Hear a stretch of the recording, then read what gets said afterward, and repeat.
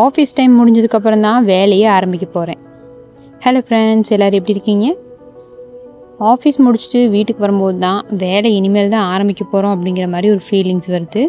ஏன்னு பார்த்தீங்கன்னா, இன்றைக்கி கொஞ்சம் கெஸ்ட்டெல்லாம் வீட்டுக்கு வர போகிறாங்க. நம்ம சவுத் சைட்லேருந்து தான் வந்திருக்கோம் அப்படின்னு தெரிஞ்சதுனாலேயே இட்லி தோசையெல்லாம் சாப்பிட்ணுன்னு ஆசைப்பட்டு இன்றைக்கி வரேன்னு சொல்லியிருந்தாங்க. ஸோ வீட்டுக்கு வந்தோடனே அந்த வேலையெல்லாம் ஆரம்பிக்கணும் அப்படிங்கிற டென்ஷனில் தான் வந்ததே. இப்போது வீட்டுக்கு வந்தாச்சு. நம்ம வேலையெல்லாம் ஒன் பை ஒன் ஆரம்பிக்கலாம். அதுக்கு முன்னாடி ஒரு டீ சாப்பிட்ணும்.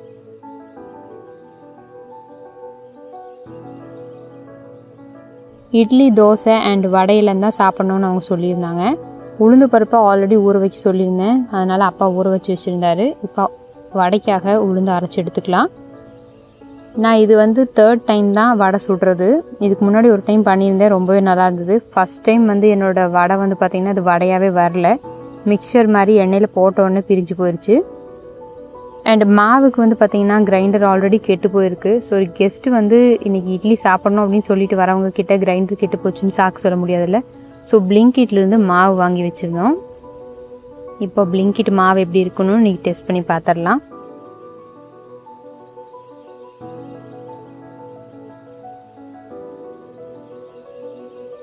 ஆஃபீஸ்லேருந்தும் அடிக்கடி கேட்டுக்கிட்டே இருப்பாங்க இட்லி எப்போ கொண்டு வர போகிறேன்னு. பட் இந்த கிரைண்டர் இன்னும் சரி பண்ண முடியாமல் கஷ்டப்படுறதுனால அவங்களுக்கும் இன்னும் செஞ்சு கொடுக்க முடியல. 3 கிலோ மாவு வாங்கியிருந்தோம். எவ்வளோ பேர் வராங்க, எவ்வளோ சாப்பிடுவாங்க அப்படின்னு எந்த ஒரு ஐடியாவும் இருக்குல்ல.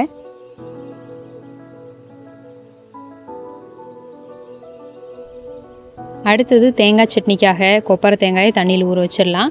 இங்கே பச்சை தேங்காய் கிடைக்கிறது கொஞ்சம் கஷ்டம். 2-3 டைம் வாங்கினப்போ பார்த்திங்கன்னா ஃப்ரெஷ்ஷான தேங்காய் கிடைக்கிறது இல்லை, பழைய தேங்காயை கிடச்சிறதுனால அது நல்லா இருக்கிறது இல்லை. அதை விட பெட்டர் கொப்பரை தேங்காயில் சட்னி அரைக்கிறது தான். அண்ட் சாம்பாரும் ரெடி ஆயிடுச்சு. சாம்பாருக்கு பார்த்திங்கன்னா சாம்பார் பவுடர் நான் போடலை. ஊர்லேருந்து வாங்கிட்டு வர சாம்பார் பவுடர் பிடிக்கும், கொஞ்சம் மணமாகவும் இருக்கும். இங்கே நார்த் சைடில் வாங்குகிற சாம்பார் பொடி அவ்வளோ நல்லா இருக்கிறது இல்லை. அதனால் நான் தேங்காயெல்லாம் வறுத்து அரைச்சி தான் சாம்பார் வச்சுருந்தேன். இட்லி, சாம்பார், தேங்காய் சட்னி அண்ட் தக்காளி சட்னி, வடை இது எல்லாமே ரெடி ஆயிடுச்சு. இதெல்லாம் செஞ்சு முடிக்கிறதுக்கு பார்த்திங்கன்னா எனக்கு கிட்டத்தட்ட 1.5 மணி நேரத்துக்கிட்டே ஆயிருந்தது.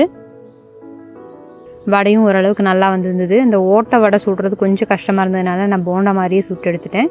செஞ்சதெல்லாம் எடுத்து டேபிளில் வச்சுட்டோம். அவங்களே செல்ஃப் சர்வ் பண்ணி சாப்பிட்டாங்க. சாப்பிட்டு எல்லாமே ரொம்ப நல்லா இருந்ததுன்னு சொல்லியிருந்தாங்க.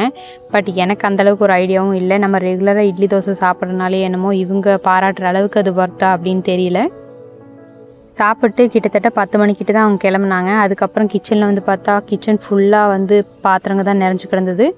எல்லாத்தையும் கழுகி வச்சுட்டு அதுக்கப்புறமா நான் ஃப்ரெஷ் ஆகிட்டு சாப்பிட்றதுக்கு 11 o'clock ஆயிடுச்சு.